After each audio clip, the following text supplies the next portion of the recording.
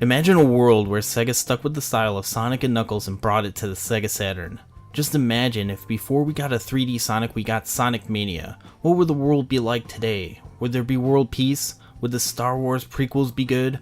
Would the Sega Dreamcast still be around?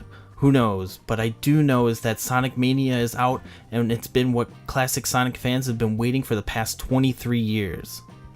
Now, of course, there have been good Sonic games since Sonic and Knuckles, and I know it's a running gag at this point that Sonic has been in limbo since the fall of the Dreamcast, but Sonic Mania is a really good game, if you're a fan of the Sonic games that are like Sonic and Knuckles. This game doesn't hold your hand and doesn't attempt to fix a lot of things that were wrong with Sonic in the first place.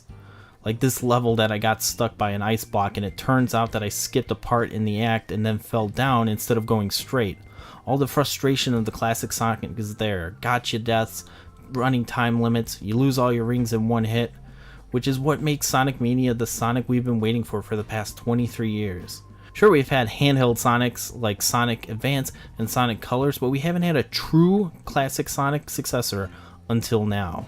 There's really not a lot to say about Sonic Mania. There are throwback levels that get people acclimated to Sonic in the first act, and then the second act turns it on its head and expands it.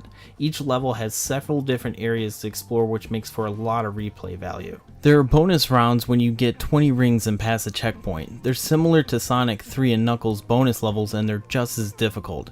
The good thing is that after you finish you don't lose your rings, but those don't yield Chaos Emeralds. Instead they yield coins that you use to unlock content.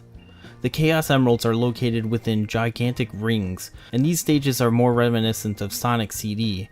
The more blue balls you capture, the faster you go to catch a UFO, and these are necessary for a true ending. So if you're a novice Sonic player like I am, there's plenty of things to get you back to play the game over again. Sonic Mania has all the power-ups of old, but does add new features like a drop dash, which I didn't use too often, but it's nice to have. They do get creative with the boss battles, and there are some that just don't involve Sonic trying to hit Robotnik over and over again, and instead you'll have to think of creative ways to fight the boss. Sonic Mania throws in some callbacks to the original games, which is pretty cool when you notice them. While keeping true to the original, Sonic Mania is still able to stand on its own. Even the soundtrack is a modern interpretation of the original. I don't think it was any doubt that Sonic Mania could deliver, given that it's made by a fan for fans. Overall, Sonic Mania is a lot of fun. The horsepower of the new consoles makes this game run buttery smooth at 60 frames a second. Even losing all 100 plus of your rings doesn't slow it down. It's currently digital download only for $20, but you can get this collector's edition for about $80. This includes a steel card, cartridge with a Sonic ring, and the sweet statue of Sonic. It's massive, but it also feels very cheap.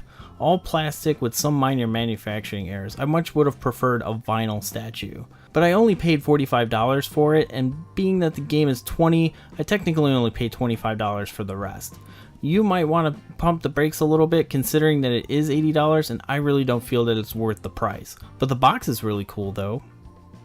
So do I think Sonic Mania is worth it? Yes. It's made by a true Sonic fan and it feels just like the original. Also, it's $20, so you really don't have much to lose if you're a fan of the previous classic Sonics.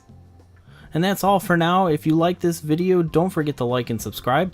I'm Super Nintendo, and I'll see you next time.